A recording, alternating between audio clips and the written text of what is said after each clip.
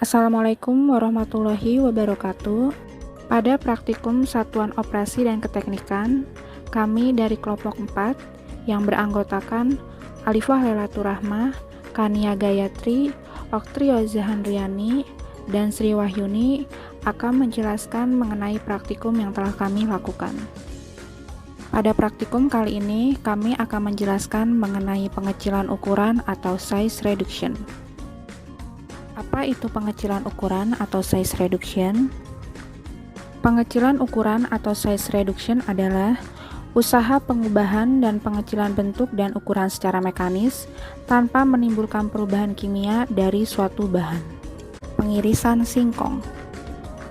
Alat-alat yang digunakan pada proses pengirisan singkong adalah yang pertama, timbangan, yang kedua, pisau, yang ketiga, wadah, dan yang keempat adalah talenan. Langkah yang pertama yaitu timbang sampel singkong sebanyak 200 gram. Selanjutnya, langkah yang kedua yaitu singkong yang telah ditimbang, kemudian dikupas dan dipisahkan dari kulitnya hingga bersih.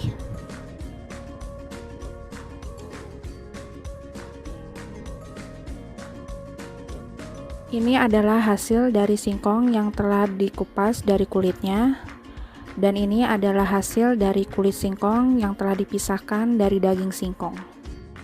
Selanjutnya yaitu singkong yang telah dikupas kemudian ditimbang dan didapatkan berat sebesar 172 gram. Dan untuk kulit singkong juga ditimbang dan didapatkan berat sebesar 30 gram.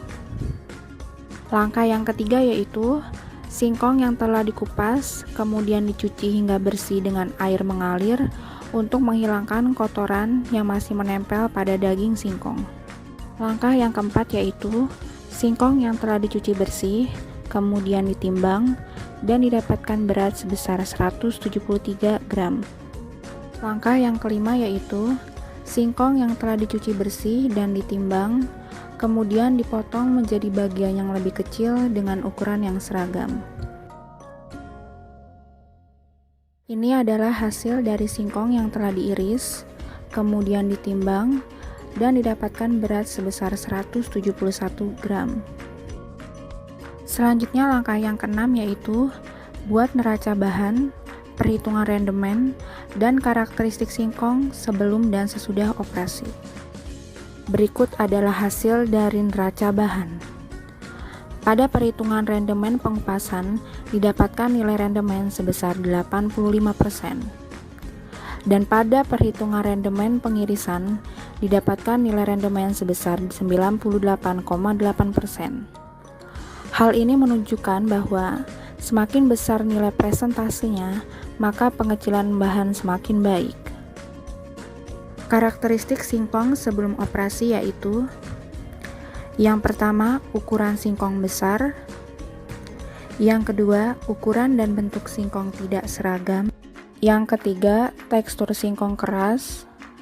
Dan yang keempat, luas permukaannya kecil.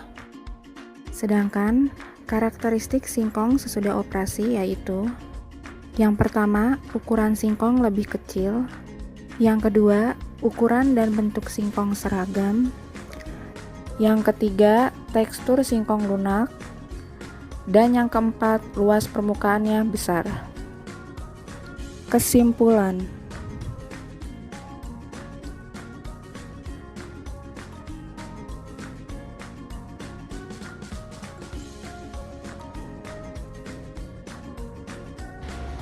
Pengecilan ukuran beras.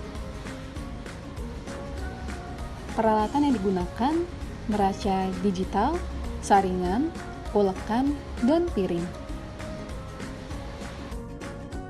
Tahap pertama, beras ditimbang sebanyak 200 gram dengan menggunakan neraca digital.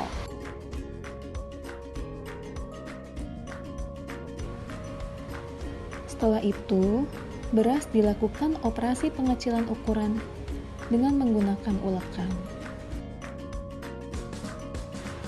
Lalu, pengecilan ukuran dilaksanakan selama 5 menit.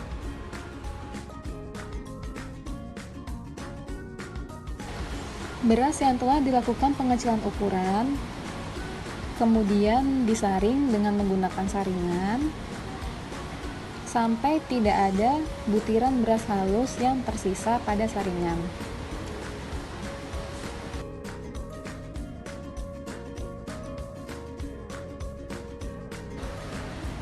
Setelah proses penyaringan selesai, butiran beras halus ditimbang untuk menentukan berat akhir dari beras yang telah dilakukan pengecilan ukuran.